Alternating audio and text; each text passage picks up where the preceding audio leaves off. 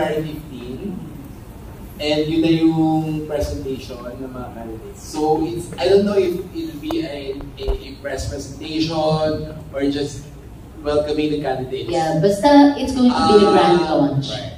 It's a launch. The launch is tentatively on February 15. And tentatively, again, the finals will be before end of April or before May.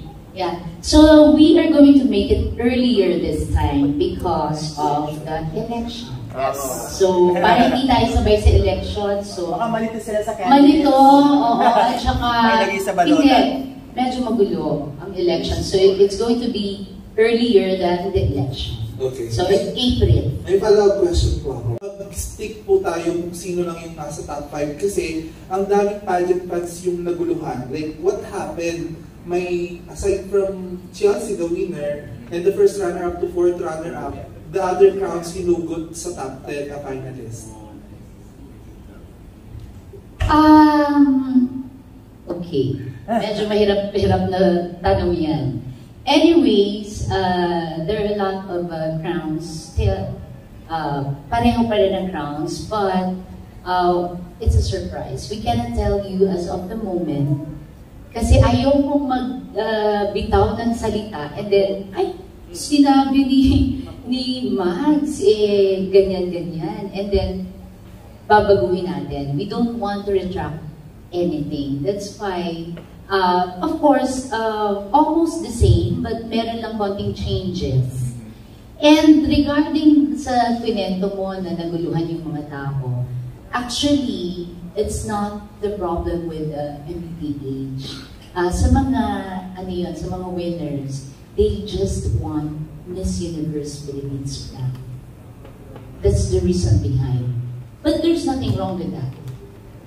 Yung iba lang kasi, they don't, it's not that they don't accept it, but they really like the crown, the major crown, the Miss Universe Philippines.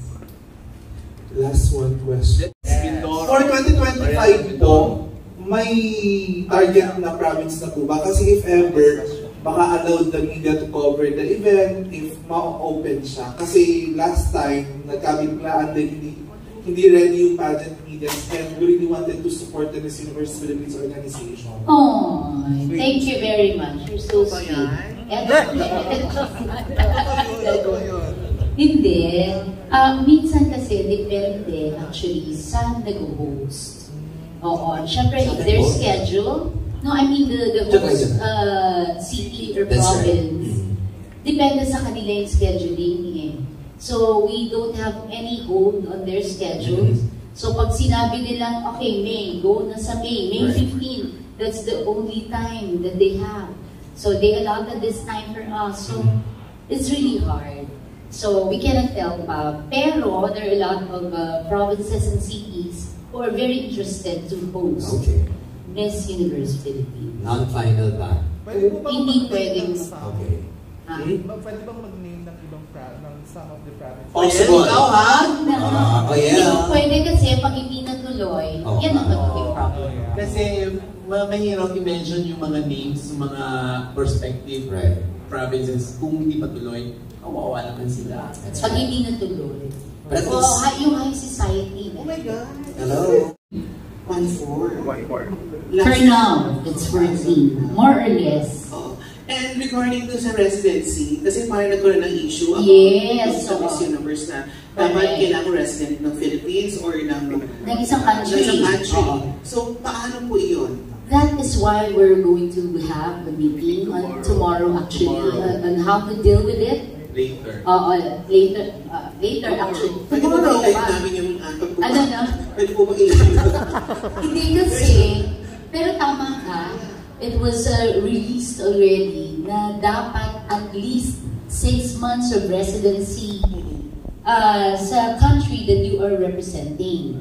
So the problem now is, paano yung ating mga overseas? So kailangan pumunta na dito or they should have, I don't know what's going to happen. Kasi last year, noong 2024, it was stated na basta may maka-provide ka ng passport at residency, kahit hindi ka nakatira dito, pwede. This time, sabi ni Miss Universe, kailangan resident ka. Miss Universe na residency dito sa Pilipinas. So, yun ang magiging issue namin. Yes. Tomorrow. But we will address that immediately, and we will, of course, inform everyone regarding that issue. I am so sorry, we cannot disclose it, but we can just tell you how do we categorize, or how do we define, or paano namin sabihin si i-estimate, or kung paano na kami nagbibigay ng rates. So, we classify it according to their categories of the province or city.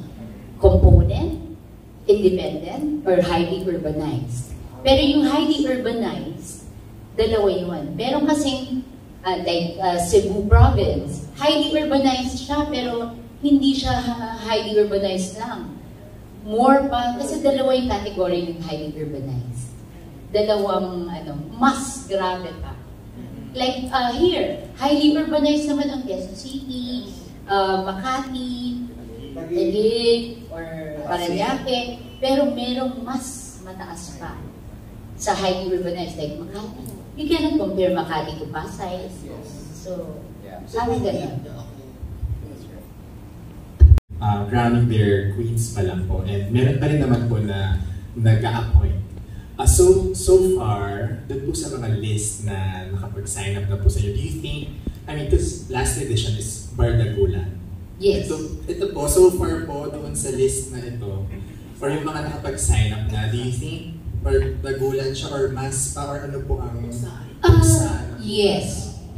As I've said kanina, MEPH 2024 has been termed as Bardagulan. But this time, you will label it as Puksa.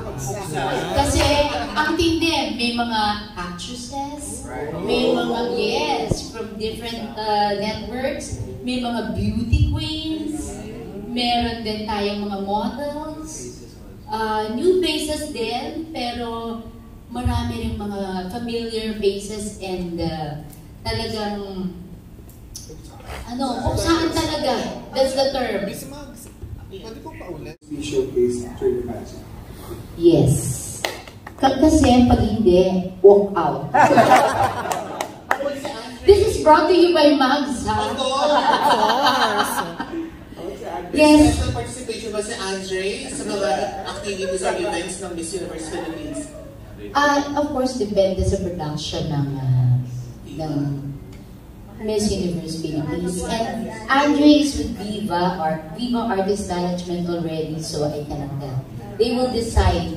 Kaya kung nag-Viva na siya para sa kanya, siya na sila nila mag-manage.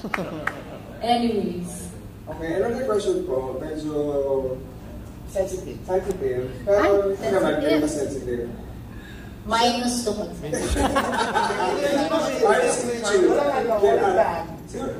because there's one transgender candidate who is joining an ongoing national regional search. If she wins, will she be allowed to enter the national search? Okay. I'll answer that. It's not valid daw. Wala daw law sa Philippines which legalizes the being transgender As a woman. as a woman. And as a man, yung magpalit ka ng sex or gender mo, hindi daw allowed sa Philippines. Wala pang law sa Philippines. So sa ibang bansa, they're allowing it. So because merong law. But sa Philippines, wala pang law. So, hindi namin alam kung paano at anong rason kung bakit makakasali, if ever. Actually, that's one of our topics also tomorrow, if we are going to allow this. Of course, everybody's welcome naman, even abroad. Pero, Of course, kung transgender, welcome yan. Ang problem lang, here in the Philippines, it is not yet legalized to change your gender. But in the other countries, allowed sila. So, okay lang sila mag-compete with other countries. But if she has legal documents, actually, nagpakita siya ng legal documents. But we will check on that. We'll investigate everything and we'll get back to you. Kasi wala pa siyang passport. Passport is very important. That's the most legit and legal na. Kasi nakapag-produce siya ng birth certificate, pero madali lang magkumuha ng birth certificate. We still cannot disclose. is marami tayong plano. Oo, maraming plans. Oo, maraming plans. Pero, not next year. Not next year. Merong plans. Of course, yung venue natin mo ulit, no? Most For Miss Universe Philippines brand. Yes. You have confirmed one. MOA Arena. Alright. Pwedeng... yeah. If you could disclose now, provinces that have given their intention or give the signal that they want to bring it there, wherever. No, we don't want to mention them yet until, until things are sure. Also, di pagtanong Parang Miss Universe lang. Yeah. Magaling. Oo, kasi, we don't want to put them on the spot. Right. Kasi po, what if hindi siya natuloy? Yes. Tatanungin, ikaw pang mamamuna. That's what I May do. chance ba na yung first na sa Miss Universe kasi last time is 30? May chance ba i-adopt nila sa Miss Universe Philippines? Yung first 30 na semi-finalists? Format. The format. We haven't decided on the format. Okay. Things can change. Last year ba first, First 20? 20. Yeah. First one. 20. Sa dami 80 na Yeah, because we're telling them, Voltaire, that we're running 80. Habulin na 128. Yeah, but yung 80 na yan, we still don't know until mag-launch na tayo kasi meron nagbaback out. So we can never tell.